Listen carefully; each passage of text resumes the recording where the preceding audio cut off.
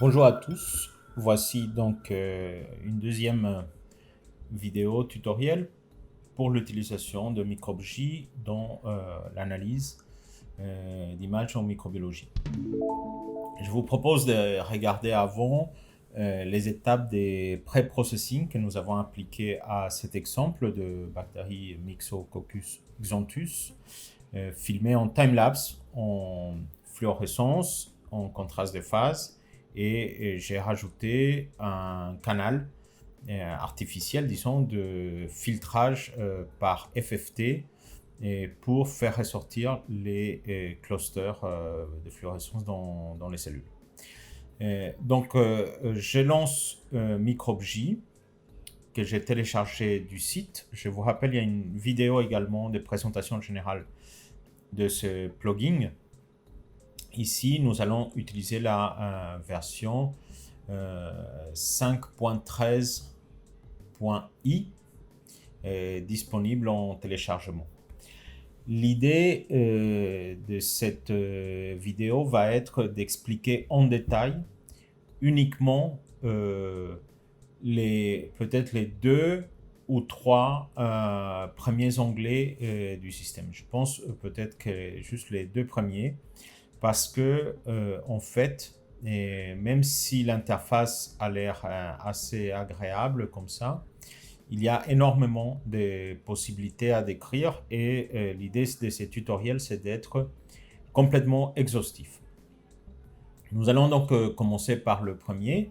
Il y a une logique à la structure de cette interface, c'est-à-dire qu'on va aller du plus général vers le plus particulier en faisant les réglages des onglets, donc, qui sont donc experiment, image, bacteria, maxima, template, etc. Dans ce premier onglet, nous pouvons voir qu'il y a donc la possibilité de donner un nom à l'expérience. Donc, on va l'appeler test 1. Voilà. On peut donner une description. Tuto AIL 1. Voilà. Des informations fournies par les développeurs, par Adrien Ducret, donc, qui développe MicroBJ. Et dans les options, on peut gérer un peu la mémoire et voilà. Donc, pour ce premier onglet, c'est assez simple, mais cependant, il est très important parce que ensuite, lors de l'étape finale d'analyse, les images qui auront été analysées avec un certain réglage ici, par exemple test 1, pourront être regroupées de façon statistique. Je m'explique. Si on veut faire des moyennes ou des représentations graphiques pour différentes acquisitions, en général qui vont correspondre par exemple à un groupe contrôle, à un groupe wild type, et ensuite à des cellules mutantes ou avec des tests chimiques, toxicologiques, tout ce qu'on veut, eh ben, ça va être la clé de pouvoir regrouper, la clé des regroupements va être le nom de l'expérience, ça va être la plus simple. En tout cas, elle va être nécessaire. Automatiquement, si on ne remplit pas ce champ name ici, MicroBJ va le remplir pour vous, mais il va le modifier à chaque fois que vous relancez l'analyse.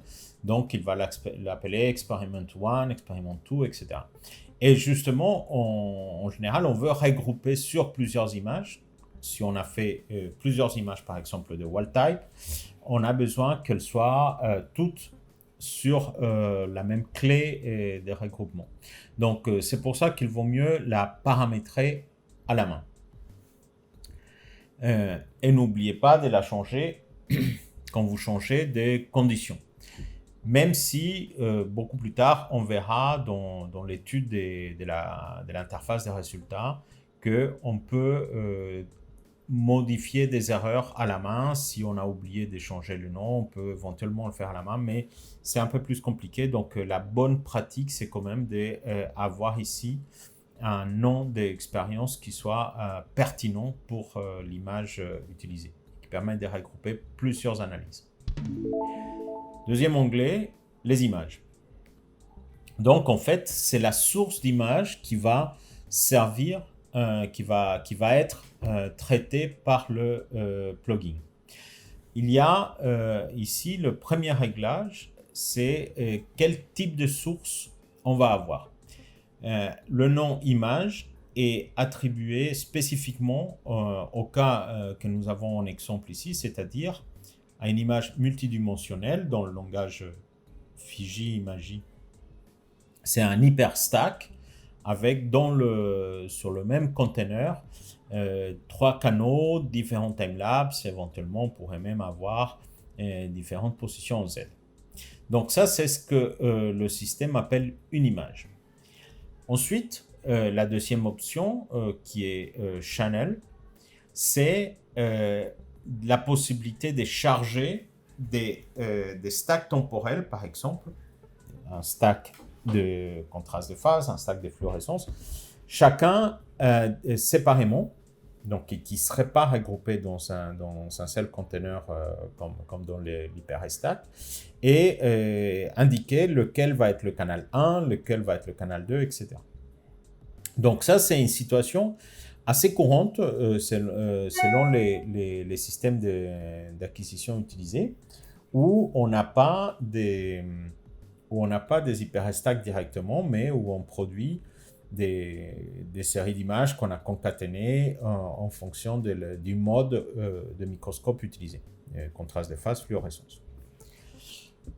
Ensuite, nous avons folder, et ici, en fait, on va lui indiquer l'adresse d'un dossier qu'on va aller chercher ici, voilà, où se trouve une collection d'images unitaires, mais qui vont être traitées comme une image dans le sens donc d'un hyperstack. Et l'équivalent folder channel, où en fait, donc chaque canal va être dans un dossier différent. Voilà. Donc un dossier par an et des sous-dossiers pour les canaux où les images sont stockées de façon séparée, enfin image par image. Et le dernier, current, qui en fait tout simplement applique l'analyse à la dernière image sélectionnée dans Imagy Fiji. Donc c'est pratique quand on est en train de faire des tests rapides, etc. Mais pour l'instant, bon, on va se limiter à images. Je vais vous faire une petite démonstration quand même sur le stack. Pour cela, je vais dupliquer pour l'exemple le canal de contraste de phase, qui est ici le canal 1, et je vais dupliquer le canal de fluorescence, qui est ici le canal 2. Voilà, pour faire l'application stack par canal. Ici, il me met une couleur rouge. Voilà. Donc, ici, maintenant, j'ai deux stacks qui ont été acquis ensemble, mais qui ne représentent pas la même chose. Celui-là, donc, le contraste de phase, et celui-là, la fluorescence. Donc, on est dans la situation où ici, ce n'est plus une image. Le bouton à côté permet de rafraîchir la liste des images présentes. Donc, il va pouvoir me les proposer. Donc, on n'a plus une image, mais on a deux canaux sous forme de stack. Du coup, je vais attribuer au canal 1 le stack que je viens de dupliquer qui s'appelle image test-1 et au canal 2 l'image test-2. Voilà.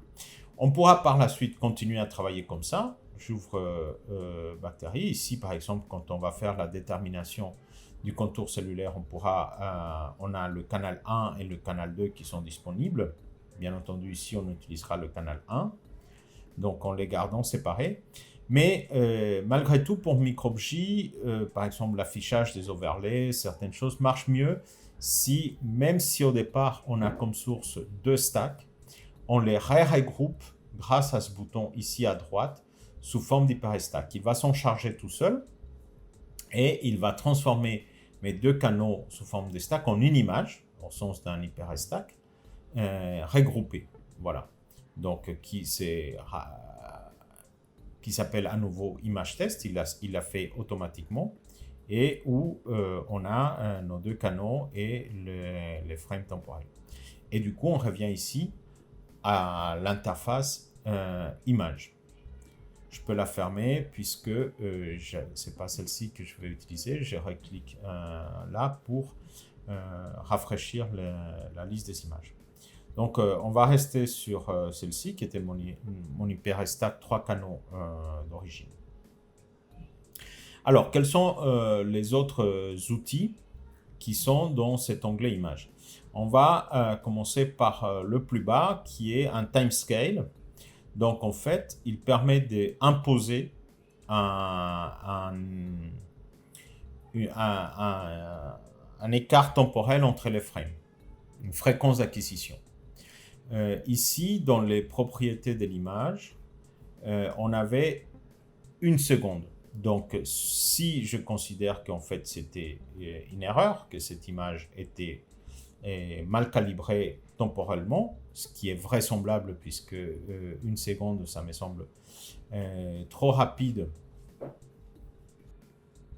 Donc, je pense qu'il est nécessaire de corriger cette fréquence. Ce n'est pas 1 seconde, c'est vraisemblablement 30 secondes entre chaque frame. En revanche, la calibration spatiale est correcte et le fait qu'il y a 3 canaux et 41 frames. Donc, dans l'interface onglet image, on a ici la possibilité d'imposer une échelle temporelle entre les frames et ici donc en secondes par frame, SF, et le bouton permet d'appliquer ce réglage. Donc maintenant, les futurs calculs des durées d'événements seront d'après cette calibration. L'échelle, elle était correcte, mais elle est rappelée ici. On peut aussi l'imposer, donc en pixels par micron. Et les autres points vont être des restrictions de l'image. Par exemple, l'origine, on va pouvoir restreindre à un point, à un autre endroit de l'image. La région qui va être analysée, donc ça marche, c'est assez intéressant parce que, disons, si on veut juste analyser une petite partie de l'image, mais qu'on a besoin de voir le reste, on peut rajouter ici, dessiner une ROI et l'ajouter dans la région qu'on veut. Ce qui permet ensuite de désélectionner cette région et qu'elle reste quand même sous forme d'overlay. Et on saura que les calculs ne vont concerner que cette partie-là. Voilà. La position, c'est la position temporelle. Donc, si on a par exemple quelque chose, une expérience où il y a eu un problème à la fin du film, on n'a pas besoin de recréer un film corrigé, etc. On peut tout simplement ici lui donner la position max à laquelle on veut. Donc, si je clique ici, par exemple, il me donne la 30, puisque je suis à l'image 30, et je peux lui donner, par exemple, de la 5 à la 30. Voilà. Et là, le bouton à droite permet de réinitialiser. Et celui-là, d'appliquer l'image courante. Voilà. Donc, ça, la position, ça veut dire la région temporelle, l'intervalle pendant lequel on veut l'analyse. Et le masque binaire, c'est dans le cas où on aurait, par exemple, où on aurait une image binaire qui soit parfaitement segmentée, ou qu'on est segmenté par un autre plugin, par une méthode propre à notre analyse, et doit être donc avec un histogramme où il n'y a que du 0 et du 255. Sinon, elle ne sera pas reconnue comme un masque binaire. on a des réglages donc pour ouvrir toutes les séries temporelles ou les concaténer. Ça, c'est les options bioformat. Quand on peut, par glisser, déposer, ouvrir directement un fichier sur l'interface. Voilà, donc on a fait le tour complet de cette interface. Et pardon, il reste les boutons en bas qui sont généraux, quel que soit l'onglet dans lequel on est. Voilà, ils ne disparaissent pas. Le premier permet d'ouvrir tous les fichiers lisibles par MicroBJ, donc que ce soit des settings, que ce soit des résultats préenregistrés, des templates, etc. Et ici, de les enregistrer. Voilà. En revanche, alors même si c'est un peu confus parce que c'est pratiquement le même icône, cette icône-là sert à ouvrir une interface batch où on n'a pas du tout cette interface-là. C'est une interface qui permet d'appliquer à des dossiers et des sous-dossiers une analyse qui tourne déjà bien. On ne va pas voir cet aspect pour l'instant. Et ce bouton-là permet de réinitialiser les réglages. Voilà, donc on va s'arrêter là pour ces deux premiers onglets et on verra les boutons du bas quand on sera prêt à lancer une analyse. Merci.